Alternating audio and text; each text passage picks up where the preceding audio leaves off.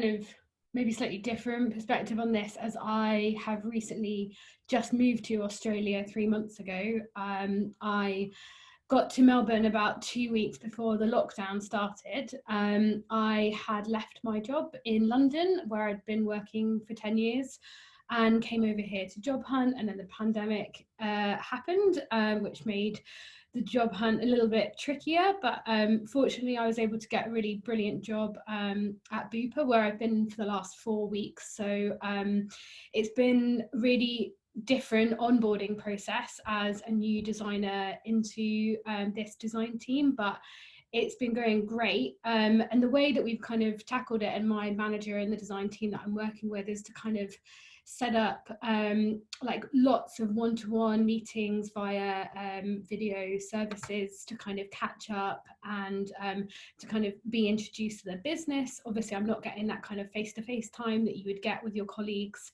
So really kind of making sure that we're scheduling a lot of this kind of time has been really valuable for me to onboard properly into the business. And then, having some of the things that we found really helpful, and I think we sort of agreed in a retro recently that we've all become quite close during this, because we have really dedicated time to catch up about kind of personal things that maybe we wouldn't necessarily set aside that time to do when you're just kind of in the office. So actually we've kind of all grown to know each other quite well through this kind of more rigorous process. So I guess that's quite a big difference for the design team and my sort of short experience there with them. And we've found kind of using, really taking advantage of tools like Look Back, for example, and Figma, of course, collaborative tools has been really valuable for us to be able to do sort of collaboration sessions remotely. So it's an interesting one for us, because I probably would say that we weren't really very good at doing remote before the pandemic started. We were very much relied on being in person in the studio and having those collaborative kind of sessions. But it's really meant that we've had to kind of address that. One of the biggest things, I think, is that we've had to change the way that we do our kind of remote testing, which has now had to move to a kind of remote testing. So we have had to learn, as kind of Becky mentioned, new tools, new ways of doing things, which has been kind of quite exciting for us. And ultimately the end point has been that we've actually done a really good job, and we actually moved to it quite quickly. And I think benefit probably of being a millennial, we've jumped onto technology without kind of struggling too much. With regards to the remote testing, it's been a bit of a mix. I think we've had, a plethora and a larger array of opportunities to test with people on an international and national scale, which we might not get if we had to have someone come in locally. But getting sometimes them sort of familiar with technology has been an interesting one. And sometimes has meant that we've, either lost the test participant or that, we've had to burn time in kind of educating them on how to use the tools, etc. And that can be a bit of a cost as well. But yeah, I think kind of overall we've done a pretty good job, and I know that a few of my team personally are looking forward to being remote more often in the future. So it's an interesting one. So if I just want to sort of set the scenario here, I think that when we talk about if the pandemic has affected the way we work or the UX process, I think that we are talking mainly about working remotely. And as such, I think it hasn't affected me personally. I guess that if at all, it has just made things better because I don't need to commute. And I think that my team or people in my team share the same perspective. But so thankfully that hasn't happened to me or people that are close to me. But I'm pretty sure that there's people affected by it. That effect, I was thinking about it and how could it be felt or how could it be put into a framework. And I thought about 4 different things. I thought about the know-how of the employee, of whether that employee is familiar with how to work remotely or the tools of how to work remotely. Then the second aspect would be whether the role supports that working remotely or not. Seems to me that there are roles that cannot be performed remotely, like if you are working with products that are not yet released and you need to keep it hush, then it probably poses challenges to be working remotely. Then there's a third element, which is what is the process around that work? Do you know how to use the tools and when to use the tools that you have at your disposal, and how do these tools interconnect, and how do they channel the information?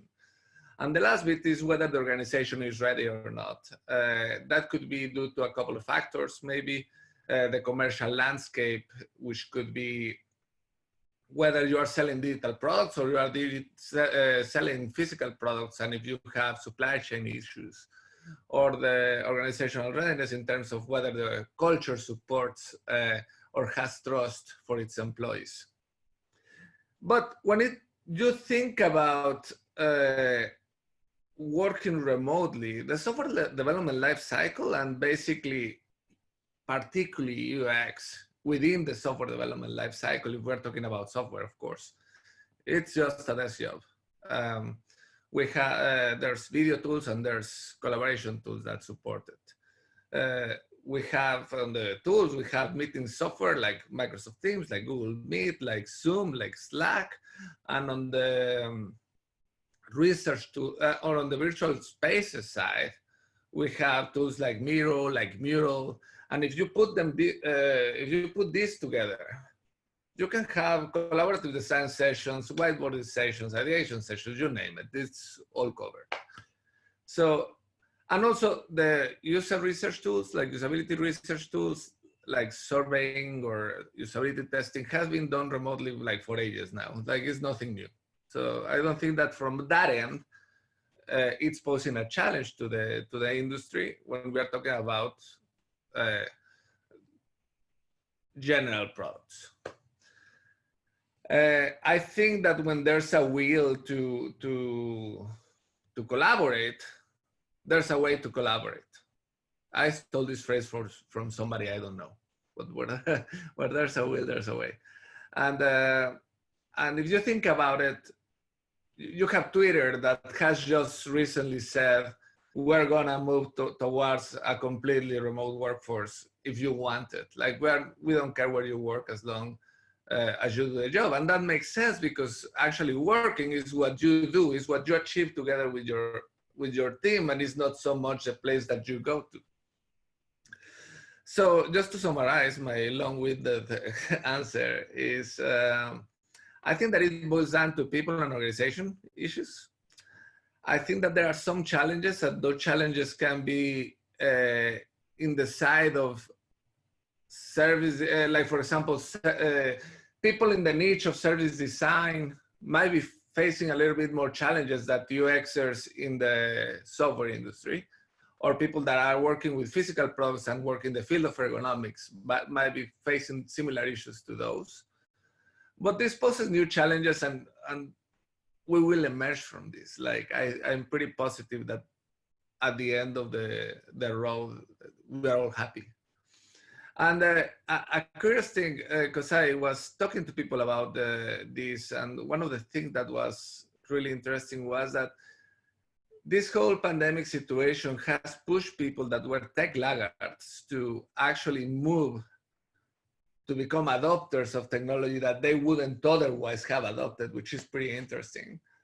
And that in itself is gonna bring an avalanche of opinions and new angles that UXers haven't seen before, which is pretty interesting. And that might make UXers flex the muscle a little bit more than they would otherwise do. As I told everyone, I believe my experience was pretty different from everyone else, especially because I'm taking care of my 5-month-old baby right now, so I wasn't exactly working. She was born in November, so she's still pretty young. And now with the pandemic, all my plans to like look for a childcare and start going back to market are gone, because there's no way I'm going to leave this 6-month-old in a childcare. I don't know if they are going to be open, if they are going to close. So all future plans are canceled.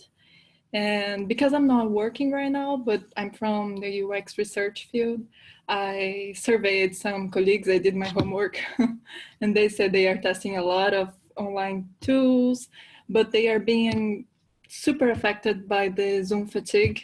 So a lot of interviewees are canceling interviews because they spend so much time in their days in Zoom meetings during their work, that when it's time for doing an interview with us, they just cancel because they don't have like it's not patience, they are super fatigued and they cannot do this. So they are moving to asynchronous interviews using WhatsApp mainly, exchanging a lot of audio messages and adapting to remote workshops like Edgar just told. We have a lot of tools and we are combining just these tools and trying to use them together to see if we can maybe get close to what we had in the physical world now in the digital.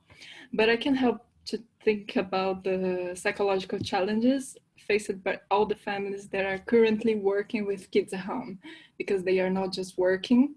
I have my 5-month-old and it's already super hard with only my husband working. If I was working as well, I don't know how we're going to do this. Maybe I will stay taking care of her by the day and working at night. So that's it, guys.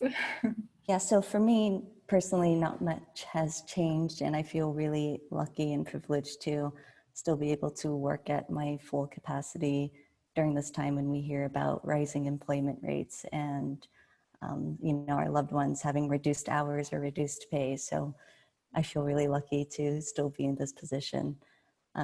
I think maybe a part of that is because since I started my career, I have been on and off working remote. So it was always really important for me to kind of have this setup where I can work at any time and anywhere that I wanted to, as long as I had internet, of course. So yeah, I think that played a really big factor for me. And also always making a point to work with people or work with companies that are open to remote working, which wasn't as common as it is now back, a couple of years ago when I was first starting. So I would say the only thing that really changed for me was, closing my personal office and working from home 24/7. And as someone who doesn't have children and just lives with my partner, that was a really easy transition for me to get into, because I was already working 2 or 3 days a week from home anyway. And as I mentioned, I try to work for companies that are remote friendly. So Pitch, the company I work for, we're not fully remote, but we're definitely remote friendly. When I joined, I was only the second remote worker, but now I would say with 70 people working there now, about a quarter of the company is remote.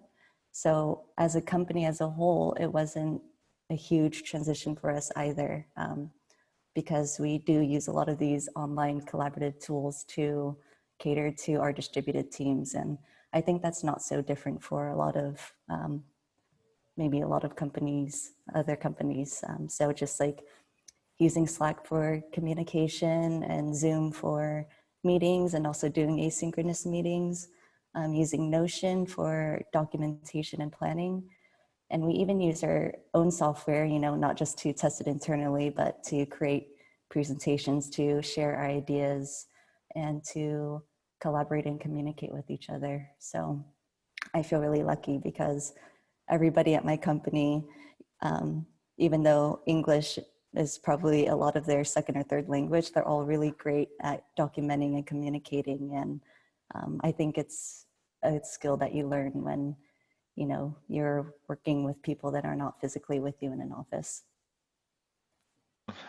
There's definitely a lot of good points that are being covered already that was in my mind or was in my list here. But yeah, a few things that changed for me first as an individual working in a team. I think that There is one thing that is I've been watching and trying to understand, and actually like I've been trying to articulate that to many people, even within the company.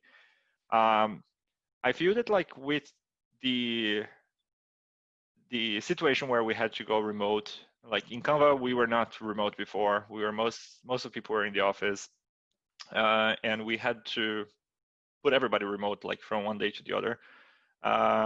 It brought like something really interesting on the dynamics of the team. So when I'm talking about like the dynamic between, if you think about product teams, like being the product managers, designers, and engineers, having those people working together in an office, I think you build your routine, your culture based on that, on the face-to-face thing. But when you are everybody remote, one thing that I notice is that right now I'm finding that there is a different balance in the room when we are debating and talking about products. And when I say a different vibe, is like really positive difference, where I feel that there is a more balanced voice in the room. Like not that before the voice was like too unbalanced, but there is something interesting now that I feel that we have discussions about a product.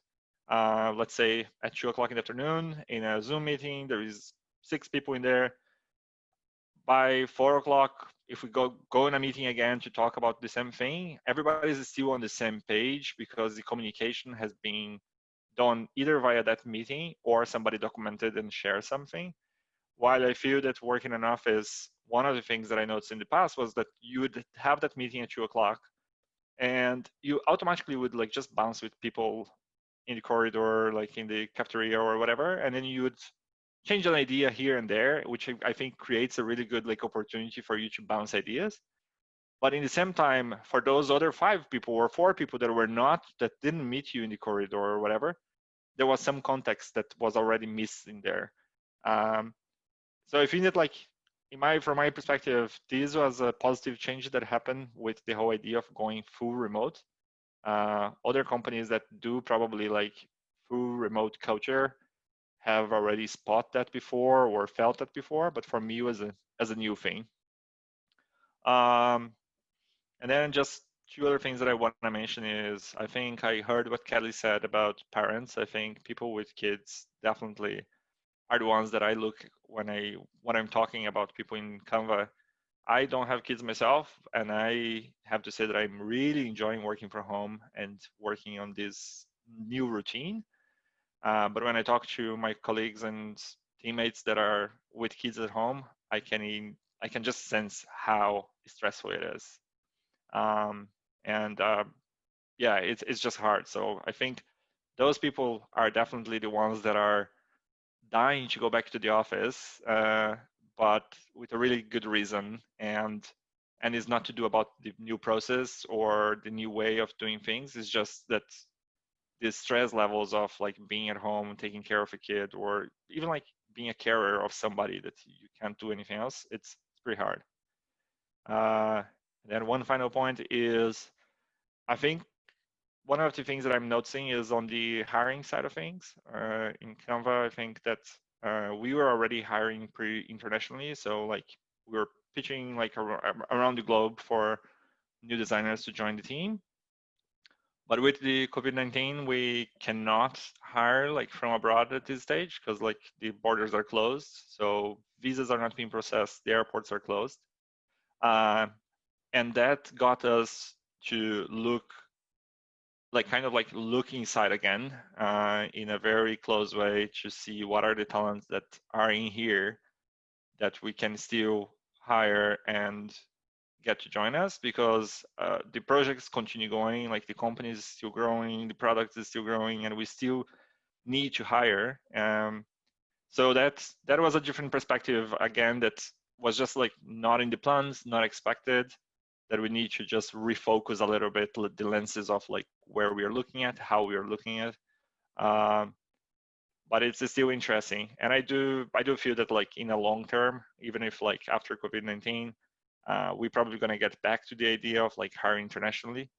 But I think there is a positive thing that is coming from that, which is more companies. I think that we were doing already like the whole remote hiring, but more companies will do that. And for UX specifically, I think that is a really good move, considering that the more international we are as a specialty, as a UX, I think that in my mind, the level of product that we will see around the globe is just like lifting up.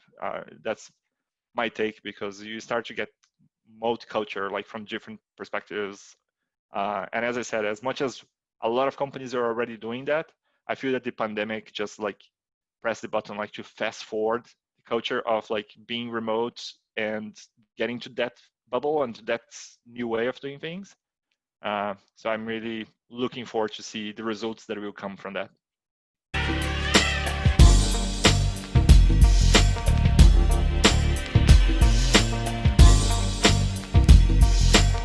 Is the obvious answer. UX is kind of all around us, not just in our like digital products and services, but also in our physical world, in stores, in experiences. And obviously a lot of experiences are changing right now. The way that we are kind of interacting with people is completely changing. So I think like one of the things that UX can help with, and one of the things that UX designers can help with, is around kind of facilitation and enabling other people in our organization who aren't so used to working in these ways to kind of generate new ideas. So whether that be for example, a business that's in crisis, whose business is really crashing due to COVID because they're not getting any of the revenue. As a UX designer, I would look to kind of, facilitate workshops to generate ideas with those teams, to kind of look at ways that we could increase that, the same way that we're looking to increase different metrics or different customer experiences in our normal kind of product design work. And then maybe similarly with businesses that might be pivoting, so rather than ones that are in maybe financial crisis, but more ones that are kind of changing their tactic from selling products in physical stores to selling things remotely, or for restaurants that are changing from doing, table service to doing, online delivery boxes, things like that. Really kind of helping run workshops to kind of facilitate how these businesses can change to do that, and what would work with the kind of existing, things that they have in place, the existing facilities, the existing, people resources and things like that. So I think that as designers, we have a lot of kind of skills in that, and a lot of like doing research and things like that, so we can help our colleagues who maybe don't have that experience to help change businesses, and help these businesses survive, I think. But obviously it can help in lots of other ways as well. Closely aligned with Becky. I think I sort of, she hits the nail on the head with e-commerce. Here in Australia, we're not particularly good with e-commerce. Some of the biggest ones, and I kind of name Bunnings probably as one of them, has a terrible digital experience for buying online. And I think UX and user experience is obviously going to aid those larger corporations, those larger businesses, and help shift them, move them to a more digital landscape. So I definitely agree with kind of, all the process that, Becky just talked through there, with facilitation of workshops and an education of those kind of platforms. That's definitely going to be something that's led by designers. Hopefully with the aid of lots of other people who, talk to their customers day in, day out. I think the other industry that I'm really interested by, and I think UX will have a huge impact on, is the education space, because obviously the education space, and I'm talking more of a government level with regards to schools and universities, have always been a little bit old school and a little bit reluctant to kind of jump on the digital bandwagon and do either short courses or online courses, or courses where you can kind of watch videos or webinars. But I think, they have to, and UX is going to help with that. I also think it's going to help, for those education spaces, reach an international market. We touched earlier on the fact that remote testing allows us to test with international participants. Now that's probably a great opportunity for an education space to speak to students on an international scale and understand what it is that they're looking for, and hopefully start to be able to sell their services elsewhere in other countries. You know, I think about the idea that I could be here in Melbourne learning from a university in New York, or getting a degree or a nano degree or whatever it is from New York, and that really excites me. And that's not just going to be pandemic, that's going to be long term as well. So I think there's some really exciting opportunities that both UX and the pandemic kind of is forcing people into. So it's, yeah, exciting. Welke and Bronwen said, yeah, just kidding. But yes, it is basically on the same lines. I was thinking about this question from two different angles. So there's the angle, like, when things like this happen, when the pandemic happened, you have the stimulus side, which is the pandemic happening in a context, and then you have who gets affected by it and their coping mechanism. So I thought about of this coping mechanism as being something like organizational intelligence, or which would be the equivalent of emotional intelligence for individuals, but this would be for an organization. So how are they coping? How are they perceiving this stimulus, and how are they processing it? So based on that sort of idea, I started thinking about, like, there's probably organizations with a high organizational intelligence and organizations with a low organizational intelligence. And I think, of course, the ones with a higher organizational intelligence are going to be more resilient. So I see this kind of organization going through 3 stages: reaction, adaptation, and reinvention, for example. And organizations with a lower organizational intelligence, we are just going to get stuck reacting.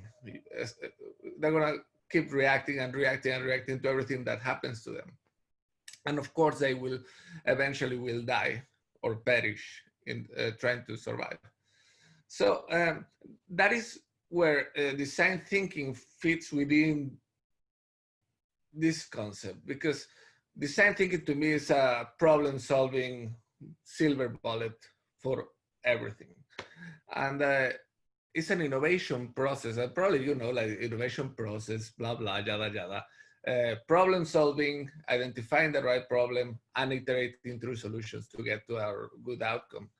So as such, I think that embedding design thinking into organizations would only make them level up in their organizational intelligence, and in turn that will make them become more resilient, which would in turn make them move from that reaction stage where other companies get stuck into adaptation and then reinvention of themselves. So I see, for example, design thinking being the apparatus that organizations use to apply discovery activities during the reaction phase. As Becky said, pivot the business model during the adaptation phase, and then reinventing themselves, implementing that business model and iterating that implementation of that business model. So in short, which I struggle with, I wanna flip it. I wanna flip the question to you and to the audience, and it's a rhetorical question. So I just want you to think about it like this: how the continuous design thinking team can be embedded into organizations, but not at the user interface, no, or whatnot, but more at the business layer of that organization, so that they can become better adapting. How can a proactive, always-on team can produce share value, can produce innovation, and can lead these little organizations into what not yet exists? I think that's a question that we need to be asking ourselves. I agree with most points everybody said until now, but I think I'll focus on UX research, because is mostly my background. So in my opinion, on certain times like this, they demand research. We need to understand what is happening. But doing research right now could result in biased results and biased data, mainly because people are not in their normal mood, mentally and physically. They are not displaying their post-pandemic behavior either. And also most of us designers are not in our normal mindset as well. So those are a lot of bias that could affect both the data gathering and also our analysis process. So to help your company answering your question, instead, you could use this time to improve your desk research that is mostly low cost. There are a lot of sample trained reports online. It's also good to look into academic research regarding your topic of interest. And if it's behind a paywall, don't be afraid to ask the author for the paper. They are usually super friendly and glad that you're interested in their work. And they don't get a dime from what you pay, so they are gonna send you. If you could, try to postpone your research, and if it is impossible, try to reformulate your questions to address our new context. But one thing that I think is that the COVID pandemic has anticipated many consumer trends we've been following through the years. And if we have time, I would like to talk about two of them, is anxiety and fear and online life. For anxiety and fear, I've seen anxiety as a key cultural concern for our generation since 2017, and associated with all the fear that emerges from this pandemic, we can expect consumers looking for products to enhance their sense of safety. Sorry, I don't know if you heard it. This means that transparency will be a key decision factor for these consumers, and they will want to know from brands and from your companies how much your product and supply chains are safe and clean. So our role as designers to try to respond to this trend that was anticipated is to find ways to show this information for our customers, for our users, and make this available for them. One example that I saw was this food delivery app in China. It shows in real time the body temperature of the delivery man. The online live trend is mostly what you guys told in the past question, sorry, that a lot of people and a lot of companies that didn't used to be super remote friendly and didn't have a strong digital presence, they are now practically obligated to have an online presence. So not only companies, but also senior citizens. Here in Australia, senior citizens are like 35% of all the Australian population in 2017. And like 3 in every 10 of them were born overseas. So we have to be concerned about the mental health concern. We have to be concerned about their mental health. If this is going to be a long-lasting quarantine, or if it's going to be a second wave of contaminations, especially for the ones who live alone. So we as designers need to ask ourselves, are these communication tools that we use accessible for these people? The elderly population is increasing worldwide as life expectancy grows. So is there any wearable, is there any mobile application that we could use to connect them with e-health initiatives? How can we do something that they really want, not just something that we have to compel them to use? And for small business, some small business, they are also struggling to have a digital presence because they need to survive. And here in Australia, they employ 44% of the workforce. And I've been seeing more and more ads on social media from small business lately that I didn't see last year. And it shows that they probably started paying for these ads because they are now seeing that they need to be present online so people can find them, because people are not walking the streets. You are not going to walk and find a nice restaurant and go in, so you need to find them online, and they need to use a service to deliver food to you in order for them to keep alive. So I think the most important message for all designers watching right now is that we cannot just wait to see how the future is going to be. Like everybody said until now, we need to embrace our job as designers to help create this future, but also be responsible for all the ethical and emotional impacts that our products may have on people's lives. First, I just wanted to say I thought Kelly had really interesting points, so thanks for sharing your perspective. That was really cool to hear. So back at a previous digital agency, one of the projects that we worked on was an AR guitar buying experience for Fender. And I remember thinking at the time, okay, this is a really cool project, but how lazy are people, you know, to not just, I don't know, if you're someone like me, for even like groceries or clothing, I just like to be there physically and see it in person. And something as personal and as expensive as a guitar, I would definitely want to see it in person. But you know, fast forward to today, there are a lot of companies who are doing online showrooms for wedding dresses or AR experiences for furniture. And as we see now, those industries with this non-physical accessibility has still been chugging along during this pandemic.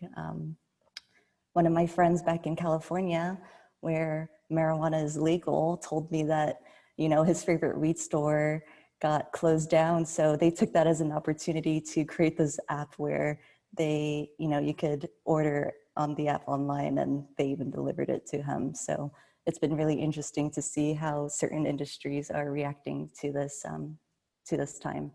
So I think there are the obvious answers of, you know, setting up e-commerce shops for stores and online streaming for physical training and food delivery apps for restaurants during this time, which leads me to my next point that user needs are always changing, and it's not a surprise that we're also seeing a shift in these needs right now. And when this happens, we are presented with this opportunity to reconsider the user journey.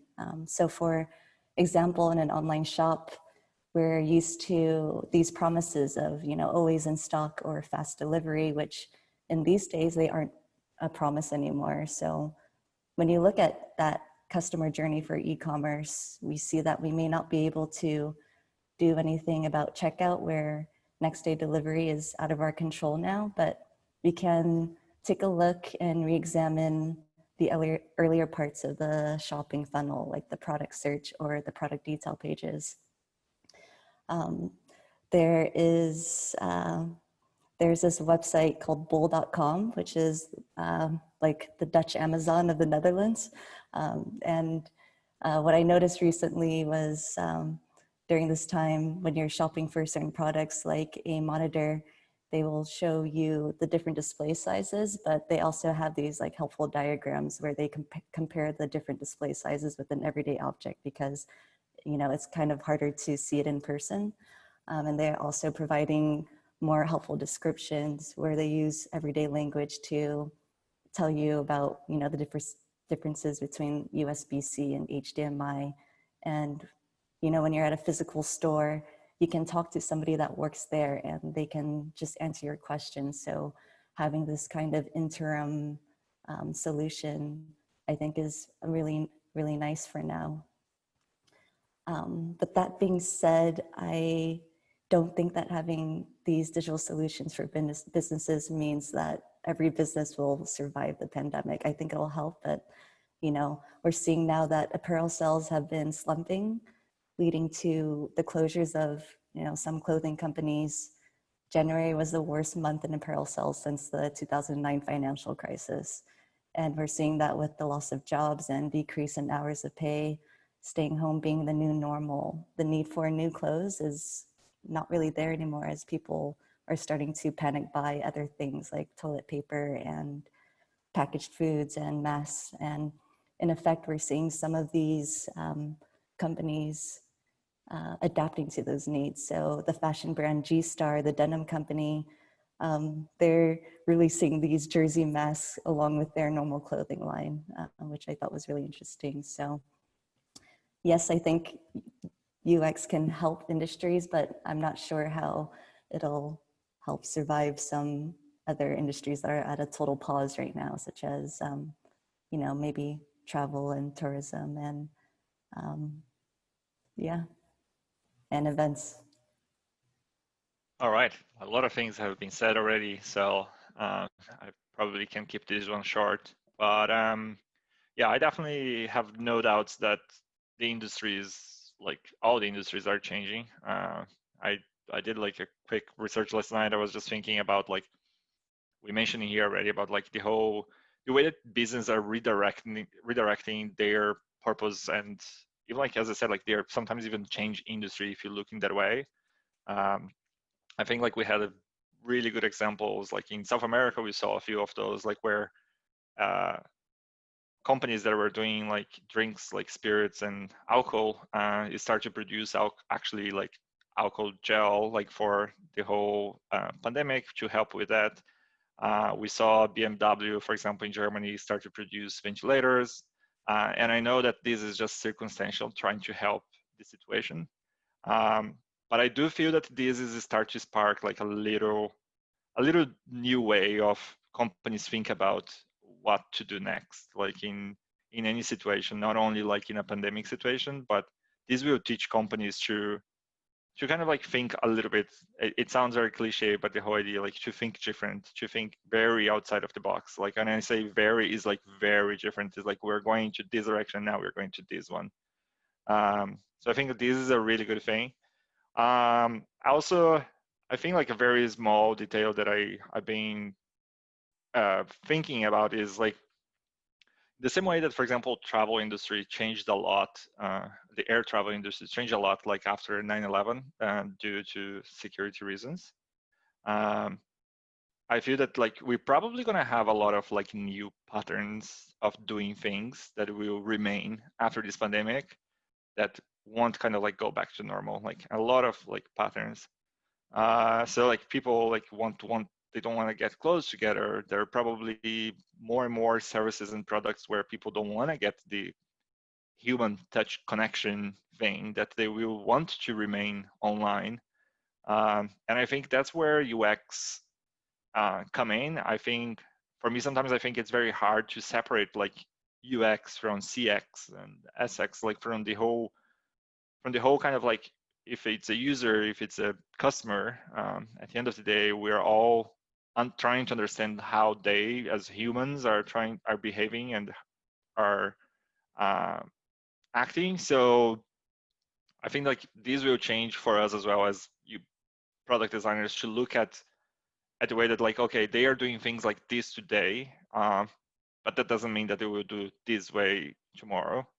And if that changes, should we consider about something else at this stage or not?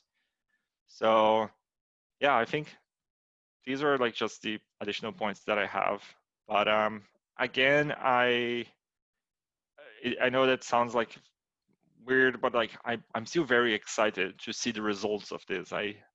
I'm seeing like a very possible positive change that is coming with the pandemic, for people, for businesses. So as much as it's hard right now, I'm still believing that we will get a good things from that.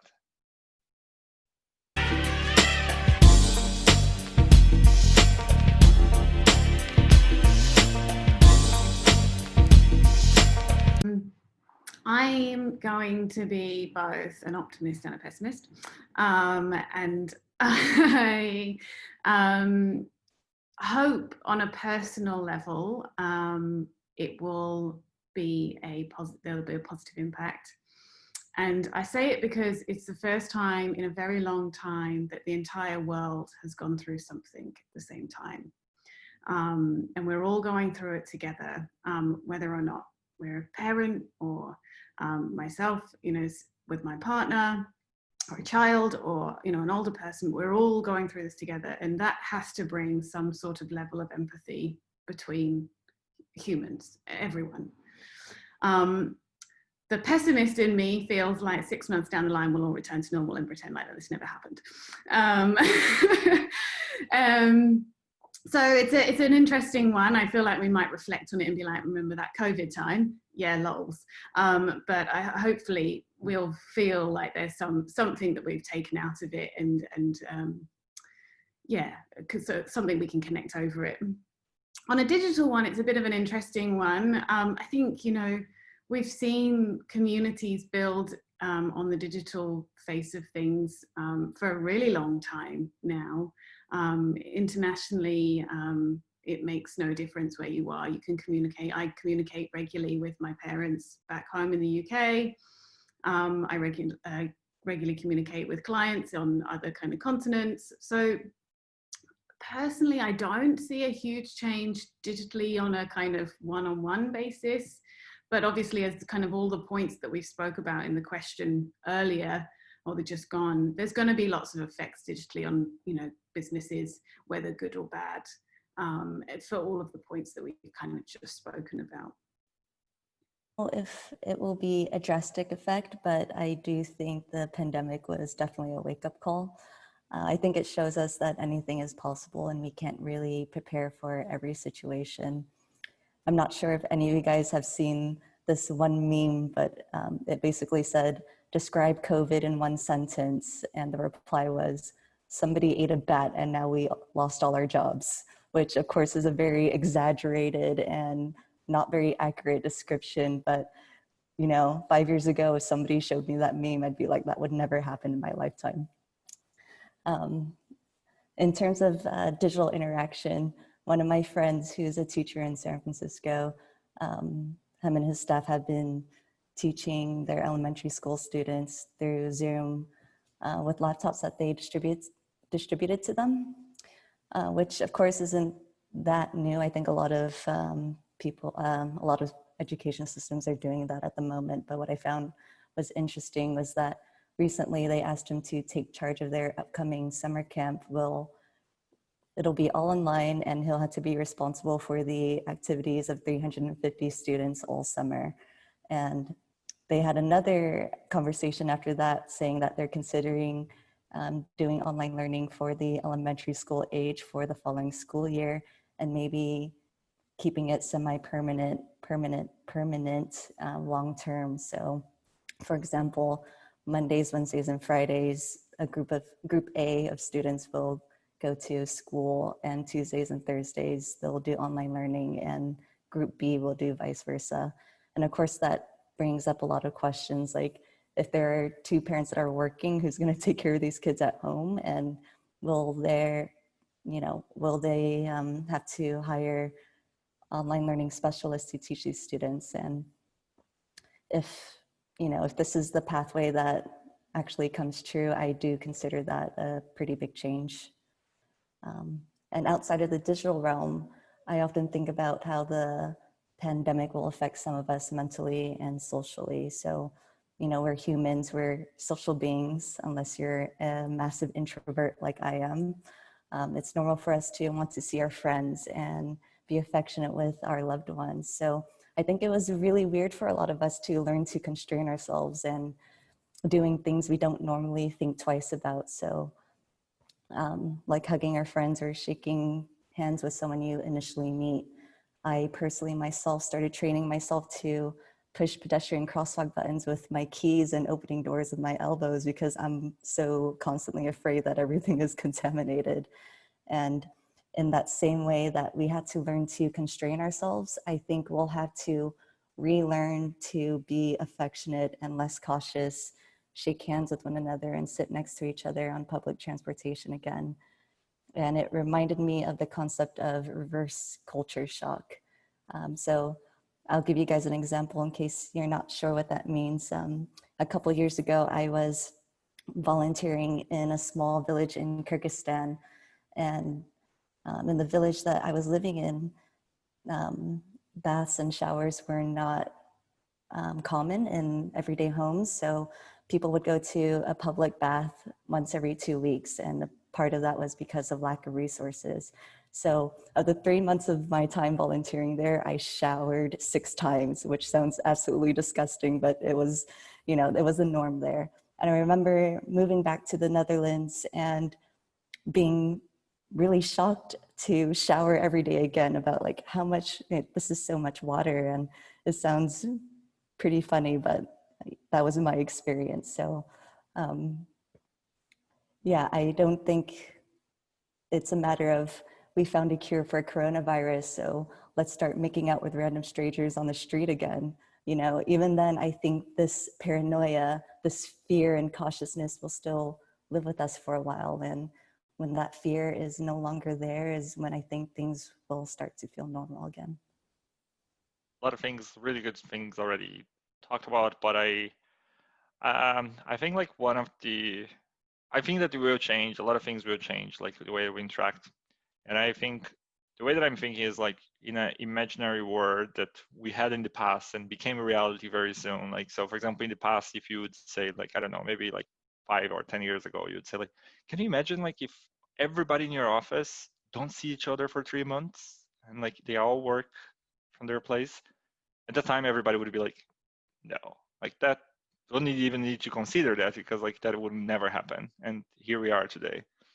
So the same today, if I say like, imagine for example, like even like Kelly that has like a young child now, and we learn how, for example, that we are doing everything online. And imagine like if we bring that like in perspective for the 10 years, we just learned that everything can be done online. Like to see the doctor, you can see on an app. To go to the supermarket, you can do online.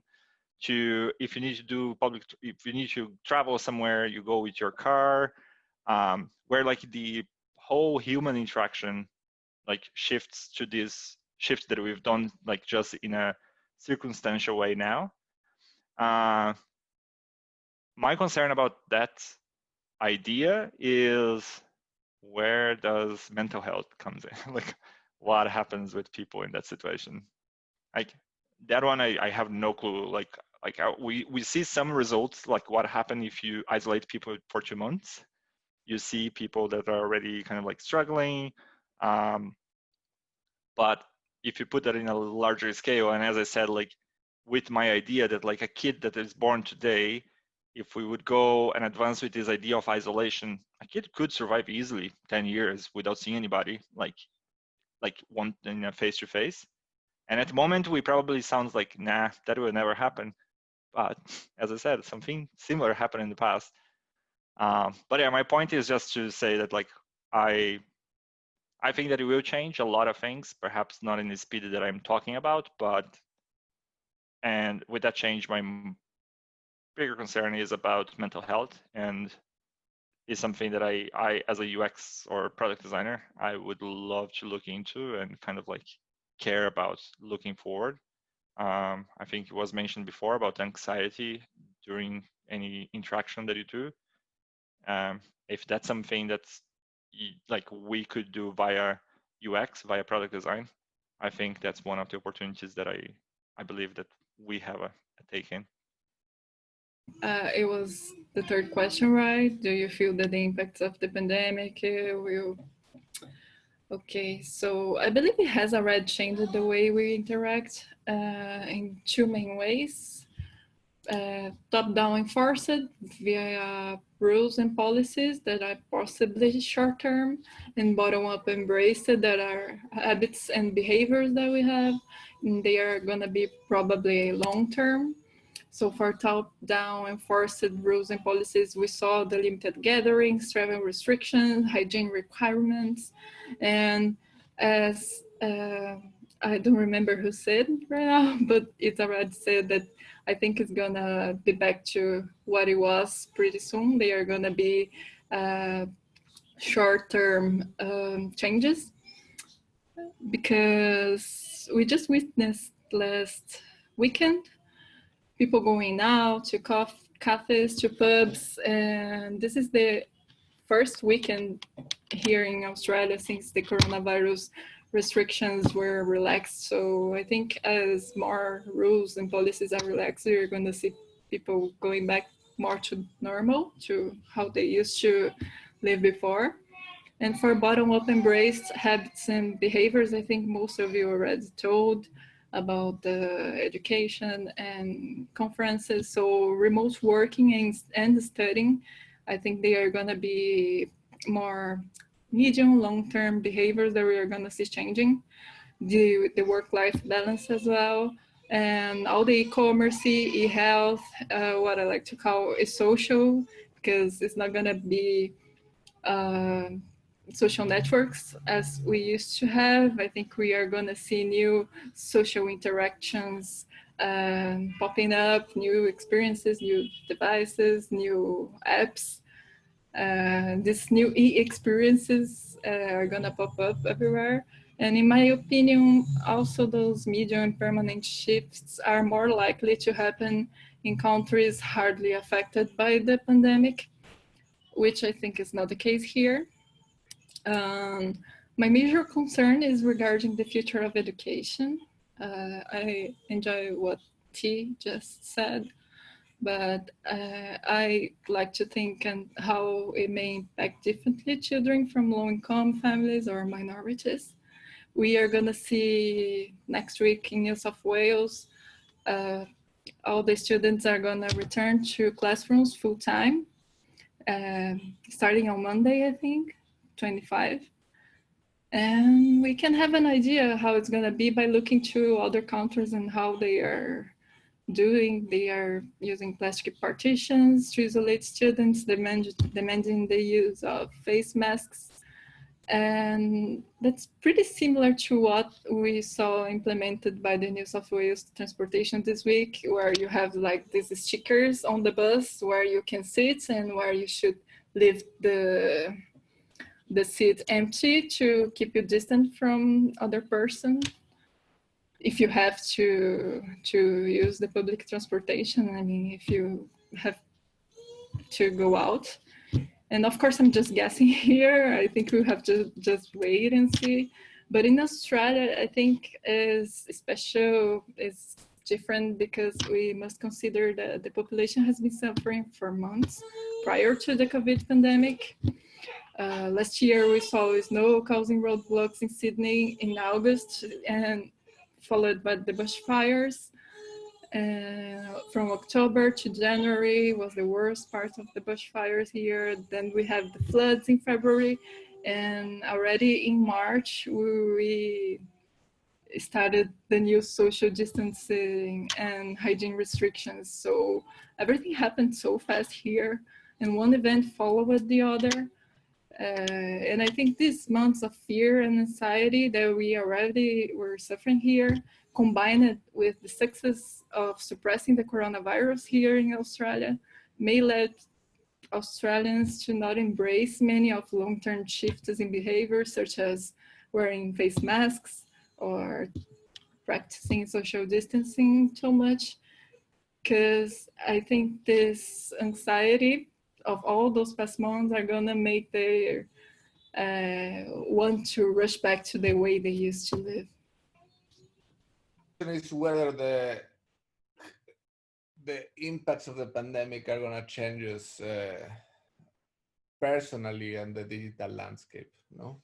And I think that the obvious answer to that is yes. I don't think that the reason is a pandemic per se, but I think is the result of change. And I sort of think that change has been happening way more often than we actually acknowledge.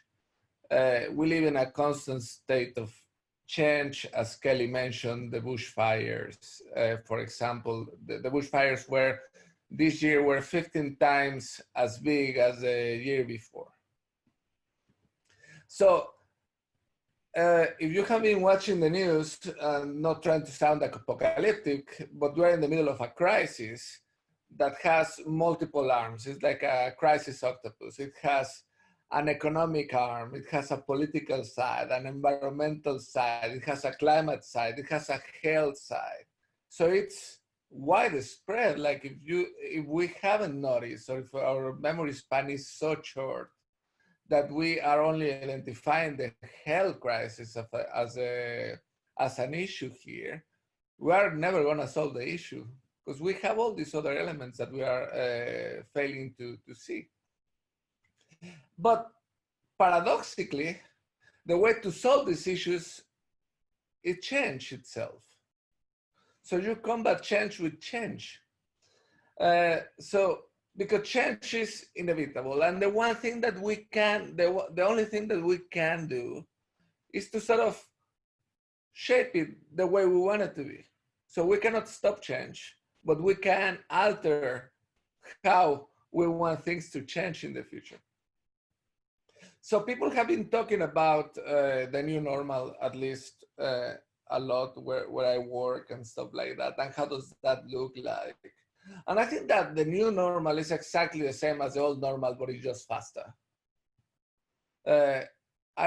So that might represent bad news for some people, because that means that if you don't like change, you are in trouble. No, but if you actually look at it from another angle, it turns out that change is the one thing that got us here in the first place. So evolution is change. And that doesn't sound as apocalyptic as a crisis that we've been. So the silver lining to all this is that humans have made it this far, going through a bunch of dramatic waves of change. So I'm optimistic that we will eventually adapt, hopefully. I know that there's gonna be like irreversible effects from this, like people dying and stuff like that, which is unfortunate, really unfortunate. But as a collective, we will adapt and we will evolve to this new environment, which is constantly changing. So the pandemic itself, the only thing in my opinion that has done is to, as I said, make this change faster. And an example of this, going back to the education thing that Kelly mentioned as well, is the education industry, for example, grew 20% year over year over the last 10 years. And only in the last couple of months, it grew as much as it grew the last 10 years, which is significant. That means that there's going to be a significant impact in the way people consume education. And also, it's a positive thing, you know, like it means that it could potentially mean that people with lower, as T and Kelly were mentioning, that people with that do not have that much access to education will potentially, this thing that is happening to all of us will be an equalizer to some degree. So another thing that I see is that it has made people reflect. I'm pretty sure that it has made us all reflect about what really matters in life, and it has made it more than once. It has made that questioning of what really matters more than once in each of us. So that in itself is beautiful and it's profound. So I think like Hugo was saying, that is really cool that, like, not really cool, but he said that he was optimistic about the future in this regard. And I think I am optimistic too, because to me, this is, especially for people in our profession, I think this is the best time to be creative. It's the best time to create, and it's the best time to innovate, because we have a big problem, we have a bunch of problems ahead that we will need to solve. That's me. Yeah, I really want to kind of echo what Bronwen was saying initially about kind of, I do think things will return to normal at some point, or at least some degree of normal, through people wanting kind of more regular interaction and things like that. But I also think things have already dramatically changed in the way that people are kind of interacting with each other personally, digitally. And a story kind of that in my life so far has been my partner's grandmother, who's obviously in the UK. She's elderly. She's in the kind of in that kind of bracket where the family have isolated her for her own good, and she's really social. She's got 8 grandchildren. You know, she has them all round for dinner every week, and that's obviously been a dramatic change for her in the way that she's living. And she was really kind of not technically savvy, like she had an iPad and things like that, but she didn't really use it. And what I've noticed, and we've kind of video phoned her several times throughout the last few months, is like her kind of tech savviness, I guess, has dramatically improved throughout this. And she initially went from kind of really hating FaceTime and like not wanting, she was like, oh gosh, what's this? Oh, I don't know. So like really looking forward to kind of speaking with her family, all of her grandchildren through this digital medium. And this kind of, you know, experience that we're all going through globally has forced that to happen for her. And now it's really positive, and now she, you know, really looks forward to it. And she's, you know, watching shows from the National Theatre live on YouTube, and she's, you know, Googling how to do things. And she's a really big seamstress, and she kind of has started making like masks and scrubs and things like that. And you know, we weren't sure whether, you know, how effective, you know, these masks are, or, you know, whether she should be spending her time doing that. But I think what the benefit for her has really been is kind of feeling like she's doing something, feeling like she's contributing to, you know, helping the society, even though she really can't leave her house. She can only go walk down her road, and she can't interact with anybody anymore. And so that kind of, that sort of mental health aspect that a few people have spoken about has been so vital for her, and kind of you know, doing that and learning these kind of digital, you know, tools has been really valuable for her. And so I think, like, for me, I'm really passionate about kind of accessibility for people with, you know, disabilities and things like that. Kelly touched on it earlier, and I really hope that this kind of drives digital companies to improve their accessible experiences, because there are services that people with disabilities no longer have any access to. And I really think that, and I hope, and I want to do everything that I can to kind of, you know, drive this change within our businesses to help those people who really can't go out physically anymore and do these things. So, you know, making sure that people, you know, can kind of have a better accessible experiences for me is really important. And I really hope that it's something that, you know, changes because of this. So that should be a positive change if things go the way I would hope. But yeah, that's it for me.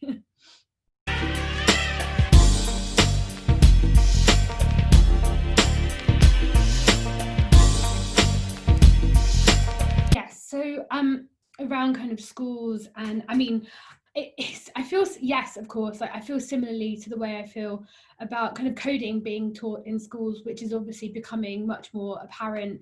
And I think also for children who are growing up in a kind of new digital era, like I think all of us grew up without a kind of fully digital childhood, and I think growing up now is incredibly different to how we grew up. And so there is going to be a lot more awareness of digital experiences, and children will have a lot more, you know, interest in that. So I think like sort of teaching UX in schools is absolutely you know, vital. And I think also like schools obviously do a fantastic job, but could do perhaps a better job of going into more detail around like specific kind of like careers potentially. So that can definitely help as well. And just looking at what my notes are. Yeah, I think kind of more awareness around kind of these, you know, experiences, what I'm more interested in improving that. So I think it would be really great, particularly in the education space, which can have some, you know, really really need some improvements. I think it would be really valuable in that space. Yeah, sorry. Yes, again. And kind of all of the technical skills that Becky has just talked about is obviously incredibly important. But I think, you know, for me, it comes from a kind of a slightly different level, which is user experience. Obviously, in UX requires lots of different skills, technical, but also you need to be empathetic. You need to have a good level of understanding of someone's psychology. You need to have a good ability to listen and actually hear what's being said. You need to have an understanding of your biases, of biases that live within the world, and stereotypes. So there's an awful lot of skills that come around, and they're classed as soft skills, but they're incredibly important. And I think, whether or not in the long run we go, create a whole array of UXers that go on to do UX, or they go on to do something else, they have learned some really core fundamental skills about inclusivity and diversity and creating spaces that need to account for everybody. Those, when we laugh about them, those edge cases that, that one person that can't do that, why are we thinking about them? Well, they'll understand and they'll know why that's so important. And in the long run, hopefully not offending anyone, but we'll start to see diversity from the top down. At the moment, we've got a lot of white men in kind of the exec seats, and hopefully we'll start to see a whole array of people sitting at the top and educating. And it's not going to be a thing of you've ticked the diversity box. It's just going to be normal because we've taught it from schools. And so I think there's a lot of benefits to teaching UX from the ground up. I agree with Bron that empathy is big. Hey? So the question is whether we should be teaching UX in schools or not, and I think we shouldn't. And the reason for that is because UX is very narrow in nature. I think that we should rather be teaching people how to think, like young kids how to think. We should be telling them how to prototype and telling them that failing is okay, that they need to build their resilience to errors. And we should be telling them how to be active parts in what will become a new generation of resilient societies that will need to exist in order to be facing these kind of issues. The problem that I see with society today is that society itself expects perfection from people, or closer to perfection. They are terrified of being vulnerable. They are terrified of failure. And that is not the environment where you can grow innovation. Because failure itself is the foundation of learning. So if you think about it, there's no designer that you can remember today that got where he is or where she is by copying Twitter sign-up flow or copying Amazon checkout flow, right? So that doesn't exist, because great designers today are failing. Great designers are measuring, thinking, trying to get things right. They are working at the frontier where if they don't get it right, nobody else will. And in order to get it right, they need to try and try and try again. So there's like a huge gap between what they do and where they want to be. But I guess among all of those features, the one that is key is they are actively trying to seek themselves wrong. They are not trying to prove themselves right. They are trying to prove themselves wrong, because the minute that they prove themselves wrong is when they actually can learn from what they're doing. So I would rather teach this mindset to kids. I would teach them empathy, because empathy, as Bronwen was saying, is a key to delivering value. So teach empathy to kids. Teach them how to craft with intention to solve somebody else's problem. Because kids need to understand today that in order to live a meaningful and purposeful life, they don't need likes on Instagram. They actually need to create value for other people. But we don't have that a lot. That doesn't happen a lot. So we need to teach our kids how to create value on the emotional landscape, environmental value, economic and financial value, cultural and social value. And this will only happen when they understand what is important to other people.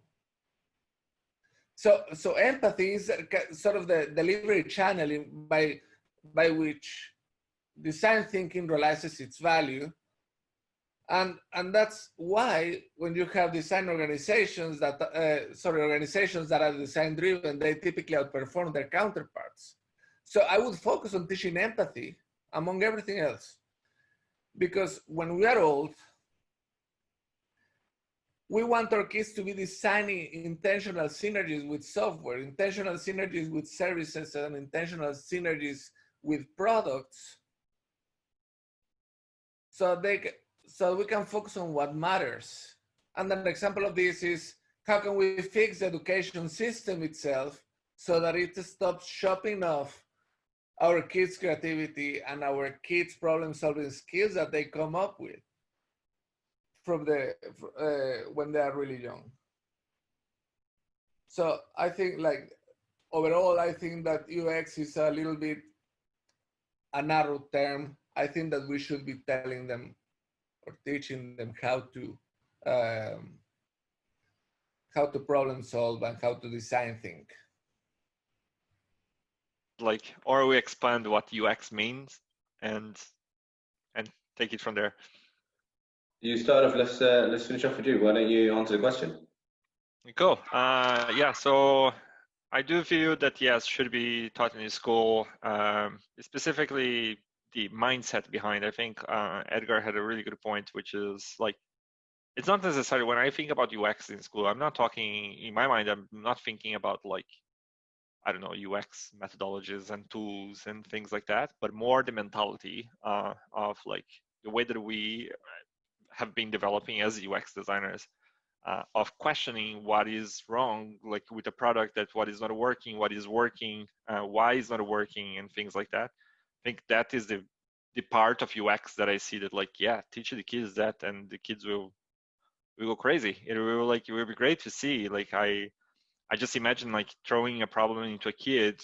You can already see that, like, a kid has very little limitations on what's possible, what's impossible, because the amount of references that they have. So teaching them that they should continue having that kind of free mind when thinking about a problem or how to solve a problem, it like in a long run, it could be mind blowing watching those kids.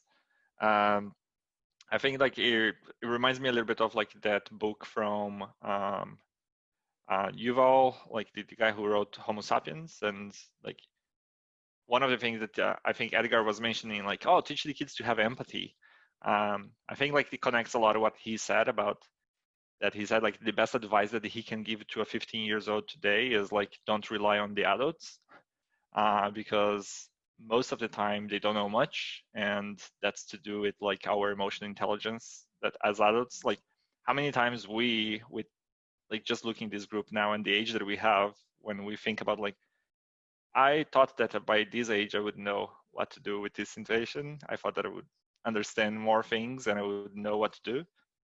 So yeah, teaching kids, like, to prepare them to these moments, I think would be interesting.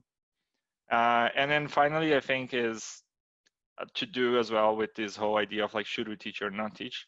I think, like, 50 years ago, probably, like, when it comes to the whole workforce and jobs and careers and things like that, 50 years ago, you would go into a job interview and people would ask, they wouldn't ask directly, but they would ask you, like, can you come in here, do your job, conform to what we propose to you, and do it?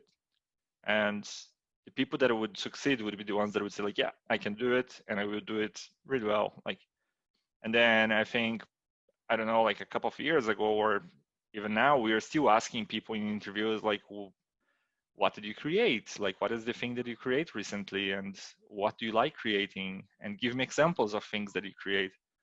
And I think, like, if we follow that trend, like in 50 years time, and that's again a reference to Yuval, because I think that's where I got that inspiration or that thought.